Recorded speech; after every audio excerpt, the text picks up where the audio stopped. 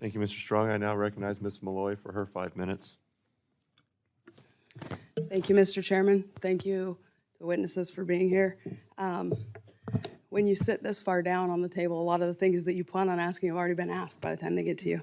But Mr. Dodaro,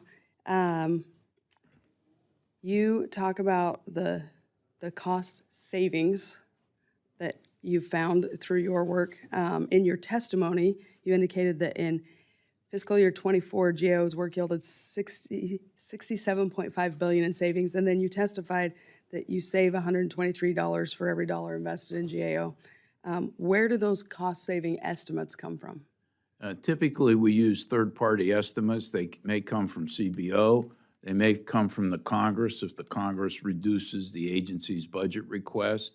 So typically, we try to use third-party estimates, and only if those aren't available, we'll make our own estimate, but then we'll run it by the agency. For example, at DOD, if we say that DOD took action on a recommendation, we believe it saved this much, do you agree? And typically, they agree. I believe these estimates are intended to be very conservative and reliable and accurate.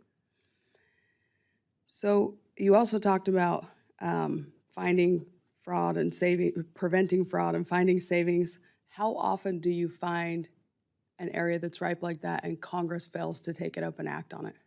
Well, I have a number of open matters for congressional consideration that Congress has not yet acted upon. I'd be happy to provide it for the record. For example, I've recommended for years that the Social Security Administration take the full death master file and provide it to the Treasury Department so we don't pay dead people, all right? And I persuaded the Congress after about 10 years, and right now it's a 3-year pilot. I believe it's already saved millions of dollars, prevented fraud, prevented improper payments, that Congress should make it permanent. That's not yet done.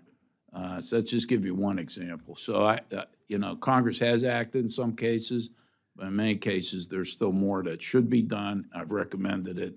I'll provide it for the record. Yeah, I would appreciate that. I'm also going to have my staff follow up with you. Be happy to. Okay. Yeah, any fan of preventing fraud's a fan of mine. Okay. Well, I am a fan of that. Mr.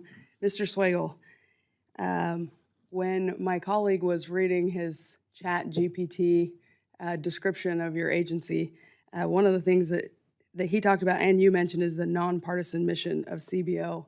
And I think you have a bit of a perception problem on the Hill about that nonpartisan mission.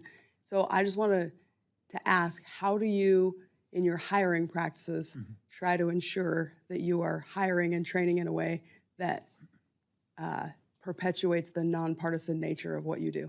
Okay, no, thank you. And it's a key aspect of the agency. I mean, it's really the foundation of what we do is being nonpartisan, not taking policy positions.